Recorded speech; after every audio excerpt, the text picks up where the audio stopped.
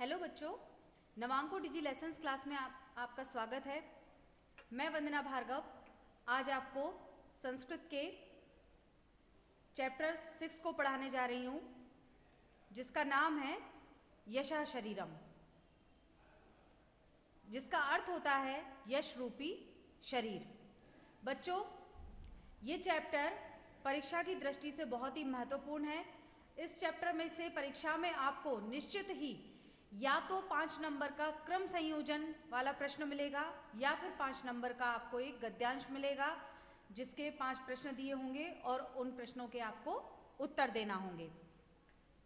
आप बहुत ही ध्यान से पढ़ें, क्योंकि ये पूरा चैप्टर कहानी के रूप में है। और मैं पहले भी आपको बता चुकी हूँ कि जितने भी आपके संस्कृत में कहानी वाले चैप्टर हैं, वे सभी के सभी बहुत ही महत्वपूर्ण हैं।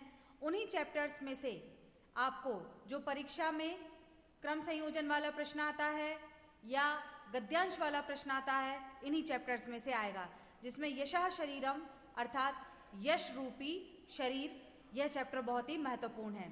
तो चलिए हम पाठ को शुरू करते हैं।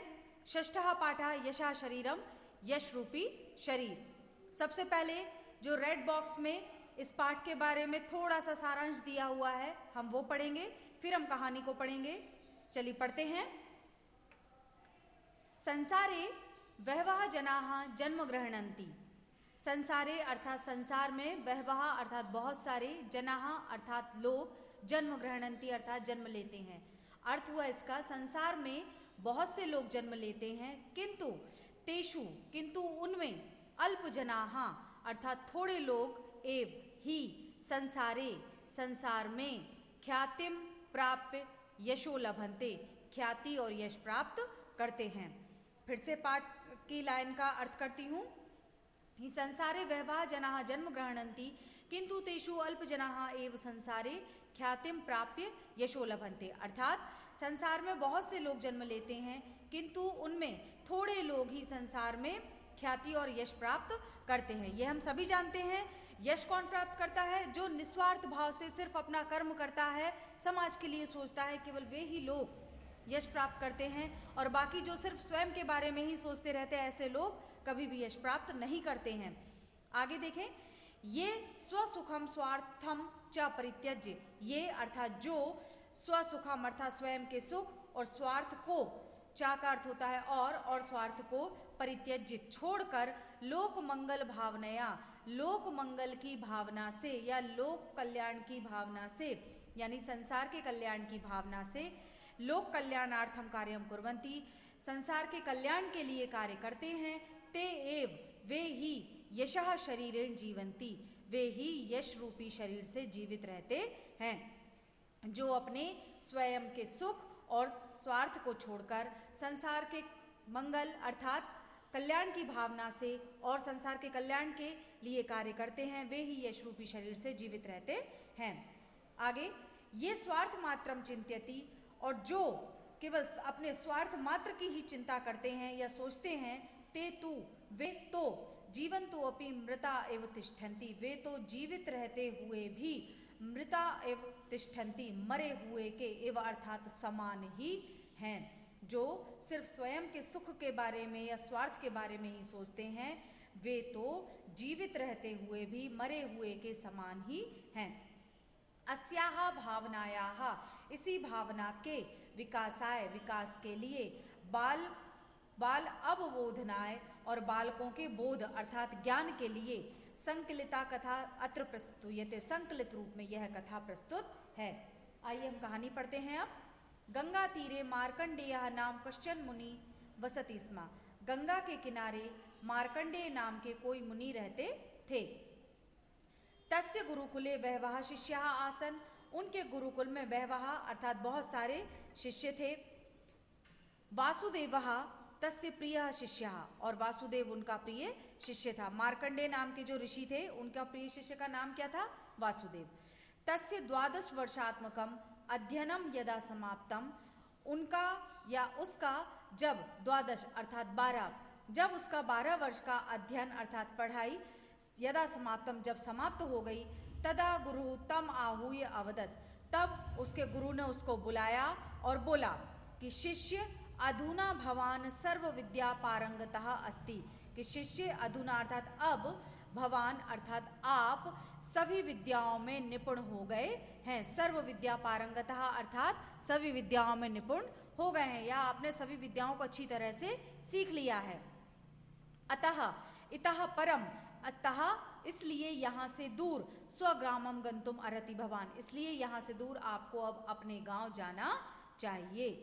गमनात् पूर्वम भवता, और जाने से पूर्व आपको या जाने से पहले आपको द्वारकापुरस्य देवराजस्य गृहं दृष्ट्वा आगंतव्यम, और जाने से पहले आपको द्वारकापुर के देवराज का घर देखकर आना चाहिए। उनके गुरु ने उससे क्या कहा, वासुदेव से क्या कहा कि अब आपका 12 वर्ष का जो अध्ययन था वो समाप्त हो गया है और आपने सभी विद्याओं को अच्छी तरह से सीख लिया है, इसलिए अब आपको अपने गांव जाना चाहिए।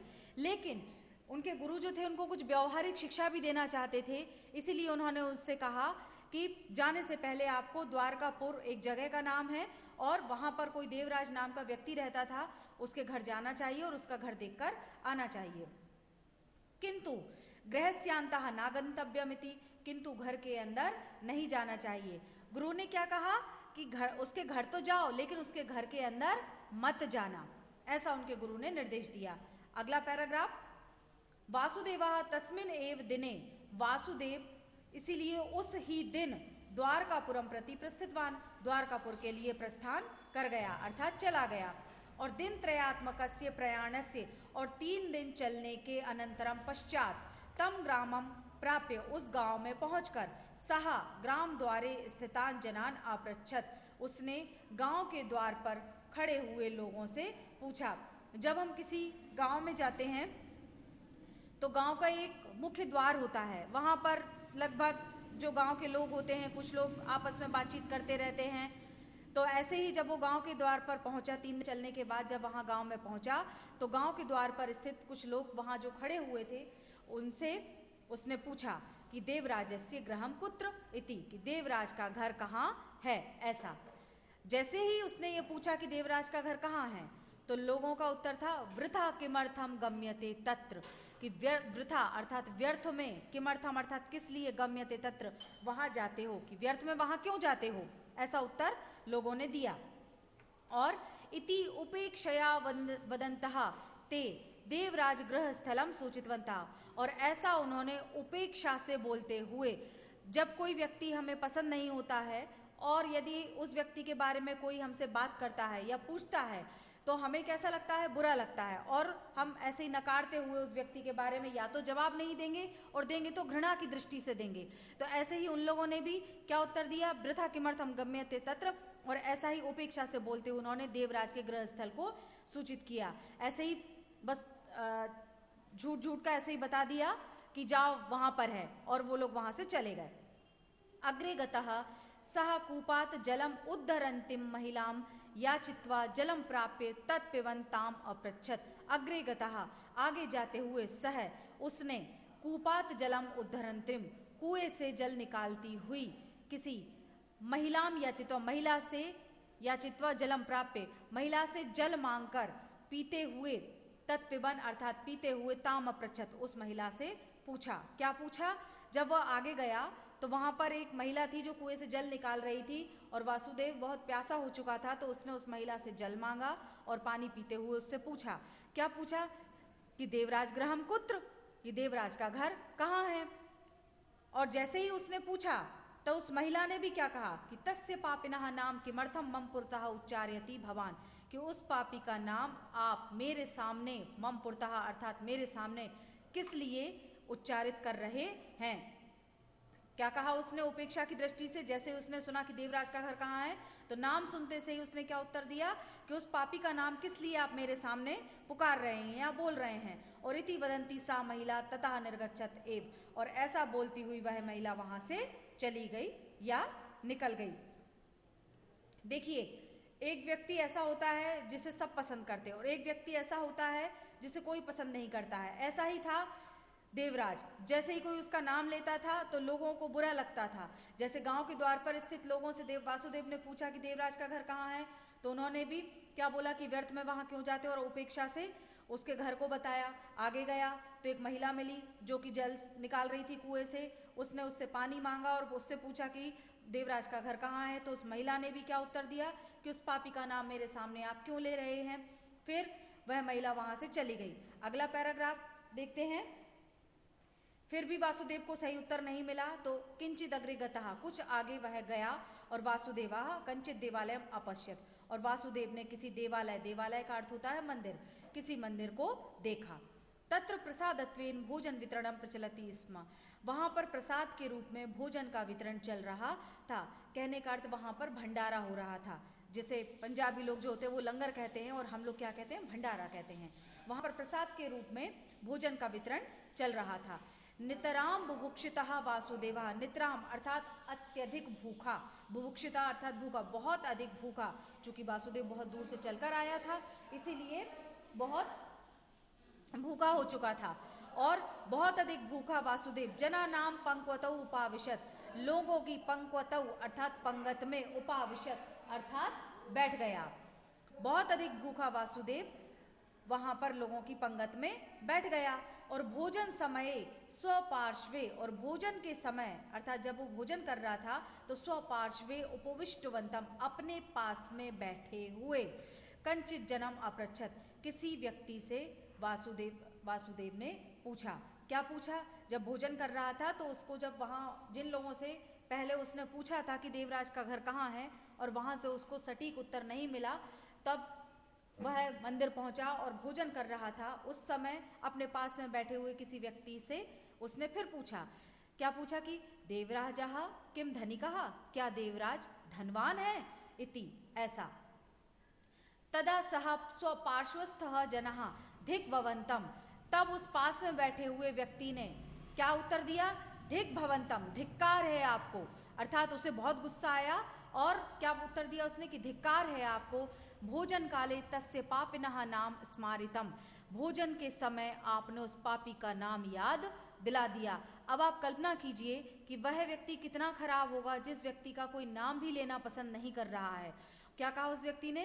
कि धिक्कार है आपको, भोजन के समय उस पापी का नाम याद दिला दिया। और इति वदन भोजनम परित्यज्य, और ऐसा बोलकर वह भोजन को छोड़कर ही उत्थितः एव उठकर खड़ा हो गया। मतलब कितना बेकार व्यक्ति होगा कि उसने उस व्यक्ति का नाम लिया और उसने भोजन ही त्याग दिया, भोजन को त्याग कर वहां से उठ खड़ा हुआ। एतद् दृष्ट्वा परिवेशकाः, और यह देखकर परिवेशकाः अर्थात परोसने वाले, या अर्थात जो भोजन परोस रहे थे, भोजन परोसने वालों ने वासुदेवाय, वासुदेव के लिए अन्नम पायसादिकम ना परिविष्टवन्तः एव, वासुदेव के लिए खीर पूड़ी आदि, अन्नम पायसादिकम अर्थात खीर पूड़ी आदि ना परिविष्टवन्तः एव, परोसे ही नहीं। अर्थात उन्होंने सुन लिया कि इसने देवराज का नाम लिया है और एक व्यक्ति भोजन छोड़कर उठ गया है, तो जो परोसने वाला व्यक्ति था उसने भी उसको, वासुदेव को, खीर पूड़ी आदि परोसे ही नहीं।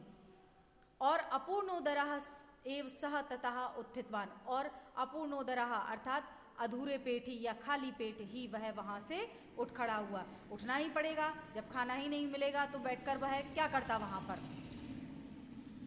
अगला पैराग्राफ देखें। अब जब इस प्रकार का व्यवहार वासुदेव के साथ हुआ तब आगे चलकर क्या होता है देखें। दूरात एव देवराज से गृहम दृष्ट्वा प्रत्यागतः सह दिन द्वयस्य अनंतरम गुरुकुलम प्राप्तवान, जैसे तैसे उसको घर मिला और दूरातेव देवराज से गृहम दृष्ट्वा, और दूर से ही देवराज के घर को देखकर प्रत्यागतः सह वह लौट आया, और दिन द्वयस्य अनंतरम, और 2 दिन के बाद गुरुकुलम प्राप्तवान, गुरुकुल पहुंचा। और गुरु तम पुनः अवदत्, उसके गुरु ने उससे पुनः बोला, या पुनः कहा, फिर से कहा। क्या कहा? कि रामनाथपुरम गत्वा रामदेवस्य गृहम ज्ञात्वा आगंतव्यम इति। अब उसके गुरु ने पुनः उसे एक नया आदेश दिया कि क्या कहा? कि अब आप रामनाथपुर जाकर रामदेव के घर को जानकर आना चाहिए, या घर को देखकर आना चाहिए। पहले किसके घर गया था? वो द्वारकापुर गया था, और किसके यहाँ गया था? देवराज के यहाँ। अब किसके यहाँ भेज रहे हैं उसके गुरु? रामनाथपुर भेज रहे हैं। किसके यहाँ? रामदेव के यहाँ। फिर शिष्य अनंतर दिने, शिष्य दूसरे दिन एव ही रामनाथपुरम प्रति प्रस्थितवान, रामनाथपुर के लिए प्रस्थान कर गया, अर्थात चला गया। मध्य मार्गम तेन सोमपुरम प्राप्तम, और बीच रास्ते में उसे सोमपुर नाम का गांव मिला या सोमपुर गांव पहुंचा। रास्ते में हम जाते हैं तो कई छोटे छोटे गांव भी पड़ते हैं, तो ऐसे ही उसको एक सोमपुर नाम का गांव मिला। तत्र स्वगृहस्य पुरतः उपविष्टाम कांचित मात्रम अवदत् सह, तत्र वहां पर स्वगृहस्य पुरतः अपने घर के सामने उपविष्टाम बैठी हुई कांचित मात्रम अवदत् किसी महिला से या किसी माता से वह बोला। क्या बोला? अम्ब माता जी किंचित जलम ददातु इति, कुछ जल दे दीजिए या कुछ जल दीजिए ऐसा। और जलम दत्वा माता अपृच्छत, और जल देते हुए वह उस माता ने उससे पूछा। किससे पूछा? वासुदेव से, कि भवता कुत्र गम्यते इति, कि आप कहाँ जाते हैं या आप कहाँ जा रहे हैं। तो वासुदेव ने क्या उत्तर दिया?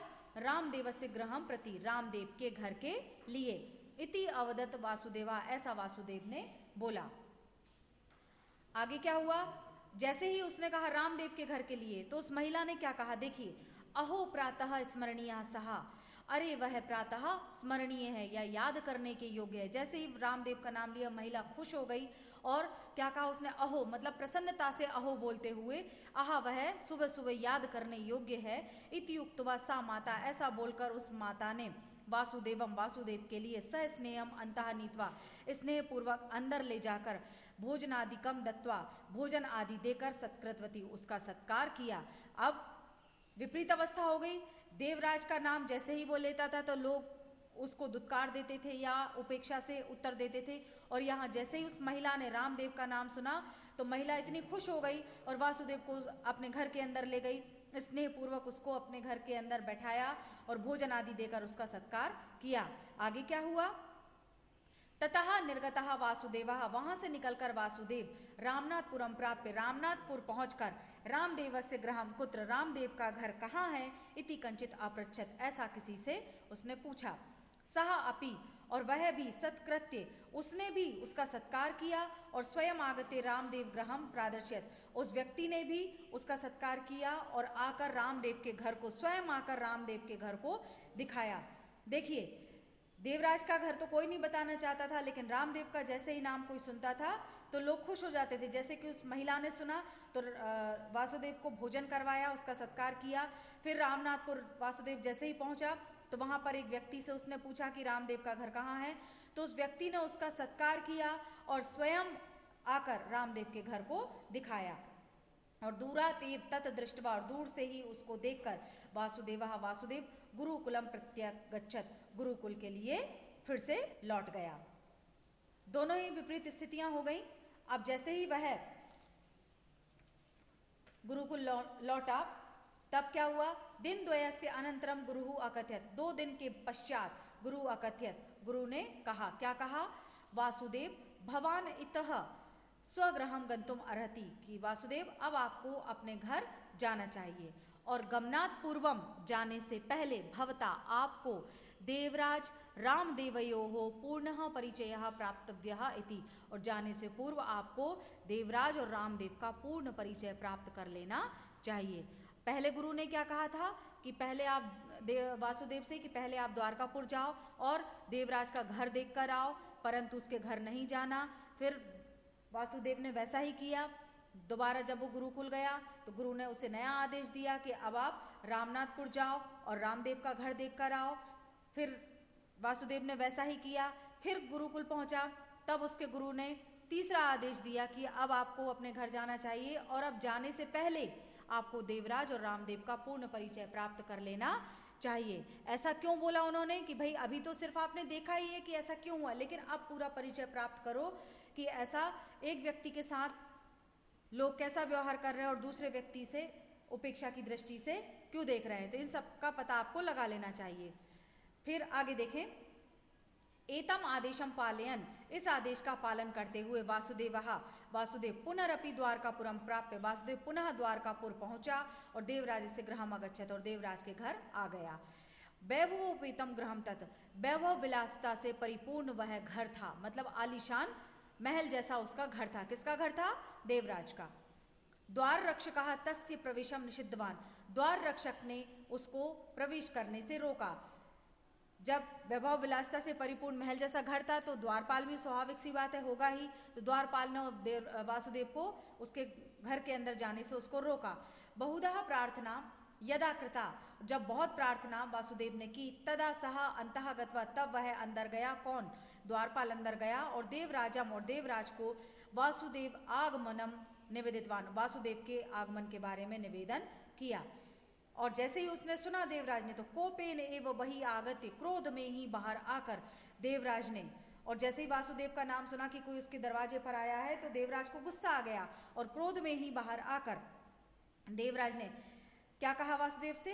किम धनम याचितुम आगतम भवता, क्या तुम धन मांगने के लिए आए हो? क्या किम धनम याचितुम आगतम भवता, अर्थात क्या तुम धन मांगने के लिए आए हो? मया कस्मैचित किमपि न दीयते, मैं किसी को कुछ भी नहीं देता हूँ। मम विश्रांति ही नाशिता भवता, मेरे विश्राम का तुमने नाश कर दिया। निर्गम्यताम इतः, निकल जाओ यहाँ से। इति तरजित्वा तम प्रेषितवान, ऐसा डांट कर उसको भेज दिया, मतलब उसका अनादर कर दिया और इतनी बुरी तरह से दुत्कार कर उसको भेज दिया। स्वाभाविक सी बात है, जब इतना बुरा व्यवहार वो वासुदेव के साथ ही कर रहा है तो अन्य लोगों के साथ भी करता था, इसीलिए लोग उसे पसंद नहीं करते थे। आगे देखें क्या हुआ। ततः वासुदेवः रामनाथपुरम प्राप्य, तब वासुदेव रामनाथपुर पहुंचा और रामदेवस्य गृहम अगच्छत, और रामदेव के घर आ गया। पर्णैहि निर्मितम प्राचीरम गृहम, पत्तों से बना हुआ वह पुराना घर था। रामदेव का घर कैसा था? पत्तों से बना हुआ, यानी झोपड़ी जैसा उसका घर था। कश्चन युवकः तम सादरम स्वागती कृत्य, किसी युवक ने उसका आदर पूर्वक स्वागत करके और पानीय भोजनादि भी तम सत्कृत्य, और भोजन पानी आदि से उसका सत्कार करके विश्रांति अर्थम व्यवस्था अकरोत्, उसके विश्राम करने की व्यवस्था की। विश्रांति है अनंतरम सह, और विश्राम करने के बाद वह अहम रामदेवस्य पुत्रः इति, अब मैं रामदेव का पुत्र हूँ, ऐसा स्वपरिचय मुक्तवा, अपना परिचय बताकर आगमन कारणम अपृच्छत, वासुदेव से आगमन का कारण पूछा। देवराज का घर कितना बड़ा था, और जब वासुदेव ने उसके घर प्रवेश किया तो द्वारपाल ने रोक लिया। जैसे तैसे जो द्वारपाल था उसने देवराज से निवेदन किया, तो गुस्से में ही देवराज ने बाहर आया और वासुदेव को बहुत बुरी तरह से डांटा और फटकार कर भेज दिया। लेकिन जब वासुदेव रामनाथपुर पहुंचा और रामदेव के घर गया, और उसका घर कैसा था? झोपड़ी थी, यानी पत्तों से बना हुआ घर था, और वहां पर एक युवक ने उसका आदर पूर्वक स्वागत किया, भोजन पानी आदि खिलाया, सत्कार किया और उसके विश्राम की व्यवस्था की। और विश्राम जब वह कर चुका, तब उस युवक ने, जिसने उसके विश्राम की व्यवस्था की थी, उसका सत्कार किया था, अपना परिचय दिया कि मैं रामदेव का पुत्र हूँ। ऐसा परिचय देकर वासुदेव से उसके आगमन का कारण पूछा। तब यदा वासुदेवः रामदेवस्य दर्शन इच्छाम प्राकटयत, और जब वासुदेव ने रामदेव के दर्शन की इच्छा प्रकट की, तदा पुत्रः एकम भाव चित्रम प्रदर्शय, तब उस पुत्र ने एक भाव चित्र अर्थात फोटो को दिखाते हुए, मम पिता 20 वर्षेभ्यः पूर्वमेव दिवंगतः, मेरे पिता तो 20 वर्ष पहले ही दिवंगत हो चुके हैं। क्या कहा उस पुत्र ने? कि मेरे पिता तो 20 वर्ष पहले ही दिवंगत हो चुके हैं, अर्थात रामदेव जो था वो 20 वर्ष पहले ही मर चुका था। इसके बावजूद भी उसकी कितनी संसार में ख्याति थी। इदानीम तस्य स्मृति मात्रम अस्ति लोके, इस समय तो उनकी केवल स्मृति ही मात्र इस संसार में रह गई है। इति विषादेन अवदत, ऐसा दुख पूर्वक उसने कहा। किसने कहा? रामदेव के पुत्र ने बताया।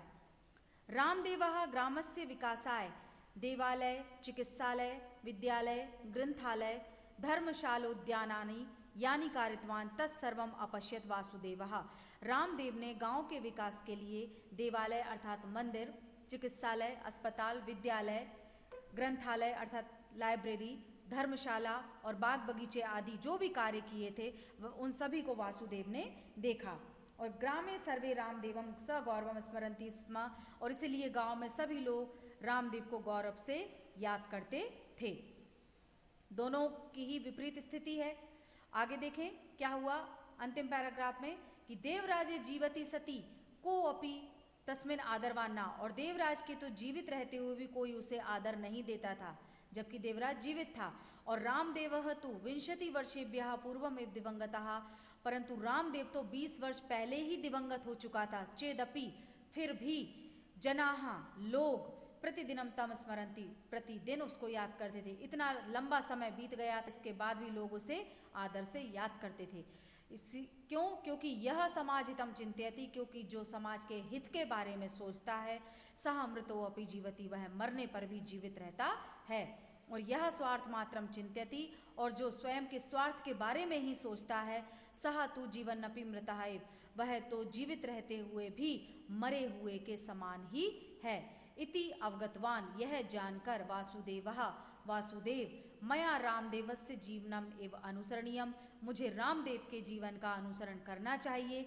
इति संकल्प्य स्वग्रामम अगच्छत, ऐसा संकल्प करके अपने गांव आ गया। उसको शिक्षा मिल गई कि मुझे क्या करना है, लोगों के बारे में सोचना है, सिर्फ स्वयं के बारे में नहीं सोचना है, अच्छे काम करने हैं, तभी लोग मुझे मेरे मरने के बाद भी याद करेंगे, अन्यथा जीवित रहते हुए भी किसी व्यक्ति को आदर नहीं मिलता है। यह सब ज्ञान प्राप्त करके वासुदेव अपने गांव आ गया।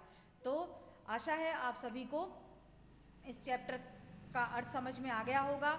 और मैंने पहले भी बताया है कि यह पाठ परीक्षा की दृष्टि से बहुत ही महत्वपूर्ण है। और इस पाठ के मैं प्रश्न पढ़ रही हूँ और उनके उत्तर बोल रही हूँ। सभी प्रश्नों के उत्तर मैं लिखित में भी आपके ग्रुप पर भी डालूंगी, और आप उनको भी देखें, और अपने मन से भी पहले आप ढूंढने की कोशिश करें। फेयर कॉपी पे सभी को प्रश्नों के उत्तर लिखना है, अच्छी तरह से याद करना है। तो चलिए, पहला प्रश्न है एक पदेन उत्तरम लिखत, और इसका पहला प्रश्न है मार्कंडेय नाम ऋषि कुत्र वसति स्म, मार्कंडेय नाम के ऋषि कहाँ रहते थे। तो पाठ के शुरू में ही पढ़ा हमने, कहाँ रहते थे, गंगा के किनारे। तो एक शब्द में उत्तर देना है, क्या लिखेंगे आप, गंगा तीरे। और जैसा कि पंचम वर्ण का प्रयोग करते हुए बुक में लिखा हुआ है, वैसा ही आप उत्तर लिखेंगे, हिंदी की तरह उत्तर नहीं लिखेंगे। अगला प्रश्न है वासुदेवः कस्य प्रिय शिष्य आसीत्, वासुदेव किसका प्रिय शिष्य था, किसका प्रिय शिष्य था, मार्कंडेय का। तो उत्तर लिखेंगे मार्कंडेयस्य, ध्यान रहे मार्कंडेयस्य, पहले मार्कंडेय पूरा लिखेंगे, फिर आधा सा और या बनाएंगे। अगला प्रश्न है वासुदेवः प्रथमम कस्य गृहं प्रति प्रस्थितः, वासुदेव सबसे पहले किसके घर गया, तो किसके घर गया था, देवराज के घर। तो क्या लिखेंगे उत्तर में, केवल देवराजस्य। अगला प्रश्न है रामदेवः कस्मिन् ग्रामे वसति स्म, रामदेव किस गांव में रहता था, कहाँ रहता था, रामनाथपुरम। क्या लिखेंगे, रामनाथपुरम। अगला जनाः प्रतिदिनम कम स्मरन्ति स्म, लोग प्रतिदिन किसे याद करते थे, किसको याद करते थे, रामदेव को। तो क्या लिखेंगे, रामदेवम। उत्तर में क्या लिखेंगे आप सभी, रामदेवम। अगला है प्रश्न क्रमांक 2, एक वाक्येन उत्तरम लिखत, एक वाक्य में आपको उत्तर देना है। पहला है कहा मृतो अपि जीवति, बहुत ही महत्वपूर्ण प्रश्न है और कई बार परीक्षा में पूछा गया है, इसलिए आप ध्यान से इस प्रश्न को लिखें भी और याद भी करें। कहा मृतो अपि जीवति, कौन मरने पर भी जीवित रहता है। तो कौन मरने पर भी जीवित रहता है, इस पाठ का आखिरी पैराग्राफ है, उसमें ही दिया हुआ उत्तर सेकंड लाइन में देखें। उत्तर लिखेंगे यह समाज हितम चिंत्यति सह अमृतो अपि जीवति, बस इतना ही उत्तर आपको लिखना है, यह समाज हितम चिंत्यति सह अमृतो अपि जीवति। अगला प्रश्न है कहा जीवन अपि मृताय एव, कौन जीवित रहते हुए भी मरे हुए के समान है। इसका उत्तर, यह भी बहुत ही महत्वपूर्ण प्रश्न है और इसका उत्तर भी लास्ट पैराग्राफ में दिया हुआ है। अभी जो प्रश्न का उत्तर लिखा उसके जस्ट बाजू में सेकंड लाइन में ही लिखा है यह स्वार्थ मात्रम चिंत्यति सह तु जीवन अपि मृतः एव इति, जो स्वयं के सुख के बारे में या स्वार्थ के बारे में ही सोचता है वह जीवित रहते हुए मरे हुए के समान है। यह उत्तर आप लिख लेंगे। अगला है प्रश्न क्रमांक 3, देवालय किम प्रचलति स्म, देवालय अर्थात मंदिर में क्या चल रहा था, मंदिर में क्या चल रहा था। तो पाठ का जो तीसरा पैराग्राफ है, कौन सा पैराग्राफ है, तीसरा पैराग्राफ, इस पाठ तीसरे पैराग्राफ की फर्स्ट लाइन में ही दिया हुआ है उत्तर, तत्र प्रसादत्वेन भोजन वितरणम प्रचलति स्म। यहां पर तत्र के स्थान पर आप सभी लोग प्रश्न के अनुसार देवालय लिख लेंगे और प्रसादत्वेन भोजन वितरणम प्रचलति स्म पूरा का पूरा लिख लेंगे। अगला है प्रश्न क्रमांक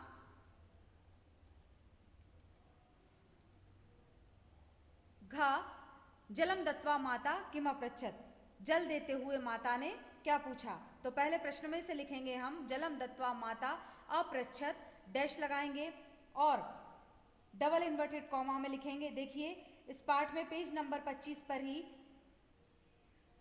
5वें पैराग्राफ के जस्ट नीचे, सॉरी चौथे पैराग्राफ के जस्ट नीचे लिखा हुआ है, जलम दत्वा माता अपृच्छत भवता कुत्र गम्यते इति। क्या लिखा है? जलम दत्वा माता अपृच्छत, पूरा का पूरा उत्तर आपको यही मिल रहा है, भवता कुत्र गम्यते इति। ऐसा का ऐसा आप लिख लेंगे। और एक वाक्य का अंतिम प्रश्न है, भोजन परिवेश कहा किम कृतवंता, भोजन परोसने वालों ने क्या किया? क्या किया था भोजन परोसने वालों ने? पाठ का तीसरा पैराग्राफ है, पेज नंबर 25 पर ही। कौन सा पैराग्राफ? तीसरा पैराग्राफ। और तीसरे पैराग्राफ की लास्ट लाइन में लिखा हुआ है, परिवेश कहा, भोजन परिवेश कहा वासुदेवाय अन्नम पायसादिकम ना परिविष्टवंतः एव। परिवेश कहा लिखा हुआ है यहाँ पर अकेला, प्रश्न के अनुसार भोजन परिवेश कहा कर लेंगे और फिर आगे वासुदेवाय अन्नम पायसादिकम ना परिविष्टवंतः एव। अगला है प्रश्न क्रमांक 3, अधोलिखित प्रश्नानाम उत्तराणि लिखत। नीचे लिखे प्रश्नों के उत्तर लिखिए। अधोलिखित दीर्घ उत्तरीय प्रश्न है और इसमें पहला प्रश्न है, कोपेन देवराजा के मुक्तवान, क्रोध में आकर देवराज ने क्या कहा? तो पहले प्रश्न के अनुसार लिखेंगे हम कोपेन देवराजा उक्तवान। और देखें आप पेज नंबर 26 पर, पेज नंबर 26 पर जो सेकंड पैराग्राफ है इसकी थर्ड लाइन में दिया हुआ है, किम धनम याचितुम आगतम भवता। पहले प्रश्न के अनुसार लिखेंगे कोपेन देवराजा उक्तवान, डैश लगाएंगे और डबल इन्वर्टेड कॉमा में लिखेंगे। मैं पहले भी आपको बता चुकी हूँ कि जब भी किसी के द्वारा कोई बात कही जाती है तो उस बात को हाईलाइट करने के लिए हम उस पूरी सेंटेंस को डबल इन्वर्टेड कॉमा में लिखते हैं। तो उत्तर लिखेंगे आप कोपेन देवराजा उक्तवान, डैश लगाएंगे डबल इन्वर्टेड कॉमा में। पेज नंबर 26 पर सेकंड पैराग्राफ की थर्ड लाइन में उत्तर लिखा है, किम धनम याचितुम आगतम भवता मया कस्मैचित् किमपि न दीयते मम विश्रांति ही नाशिता भवता निर्गम्यताम इतः इति। और इति के बाद पूर्ण विराम लगा देंगे और यहाँ तक आप उत्तर लिखेंगे। अगला है प्रश्न क्रमांक 2, क्या है? खा, पुत्रः वासुदेवम विषादेन के मुक्तवान, पुत्र ने वासुदेव से विषादेन अर्थात दुख पूर्वक क्या कहा? तो प्रश्न के अनुसार लिखेंगे पुत्रः वासुदेवम विषादेन उक्तवान, डैश लगाएंगे और डबल इन्वर्टेड कॉमा में लिखेंगे। पेज नंबर 26 पर ही थर्ड पैराग्राफ में दिया हुआ है, देखें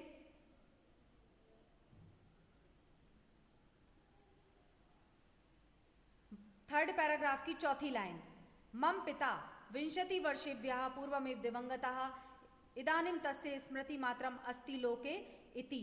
यहां तक आप उत्तर लिखेंगे और पूर्ण विराम लगाएंगे। फिर से देख लें, पेज नंबर 26 पर ही थर्ड पैराग्राफ की फोर्थ लाइन में डबल इन्वर्टेड कॉमा में ही लिखा हुआ है, मम पिता 20 वर्षेभ्यः पूर्वमेव दिवंगतः इदानीं तस्य स्मृति मात्रम अस्ति लोके इति। अगला है प्रश्न क्रमांक 3 का गा, यदा वासुदेवस्य अध्ययनम समाप्तम तदा गुरु तम आहूय किम अवदत्। जब वासुदेव का अध्ययन समाप्त हो गया तब गुरु ने उसको बुलाकर क्या कहा या क्या बोला? तो प्रश्न के अनुसार हम लिखेंगे यदा वासुदेवस्य अध्ययनम समाप्तम तदा गुरु तम आहूय अवदत्। पाठ के शुरू में ही सबसे फर्स्ट पैराग्राफ में ही दिया हुआ है, पहले ही पैराग्राफ में देखेंगे आप पाठ का पहला पैराग्राफ और यहां पर क्या बोला था? उक्तवान के बाद आप लिखेंगे डैश लगाएंगे और डबल इन्वर्टेड कॉमा में पहले ही पैराग्राफ की सेकंड लाइन में बीच में शिष्य से पर डबल इन्वर्टेड कॉमा ऑलरेडी लगा हुआ है, यहां से लिखेंगे शिष्य अधुना भवान सर्व विद्या पारंगतः अस्ति अतः इतः परम स्वग्रामं गन्तुम अर्हति भवान गमनात् पूर्वं भवता द्वारकापुरस्य देवराजस्य गृहं दृष्ट्वा आगन्तव्यम किंतु गृहस्यान्तः न गन्तव्यम इति। यहां तक पूरा उत्तर लिखेंगे, शिष्य से लेकर इति तक पूरा उत्तर हो जाएगा। अगला प्रश्न देखते हैं, प्रश्न क्रमांक 4, खाली स्थान है। प्रदत्त शब्द ही रिक्त स्थानानि पूर्य, दिए गए शब्दों से खाली स्थानों की पूर्ति करो। ऑप्शन आपको दिए हुए हैं, वह भोजनम, मध्य मार्गम, रामदेवस्य देवालयम। पहला है तत्र प्रसादत्वेन, क्या आएगा यहाँ पर? भोजनम प्रचलति स्म। अगला है वासुदेवा कंचित, वासुदेव ने किसी, क्या आएगा इसमें? देवालयम, देवालयम अपश्य। सेकंड में देवालयम आएगा। थर्ड है मया, मया के बाद क्या आएगा? रामदेवस्य, जीवनमेव अनुसरणीयम।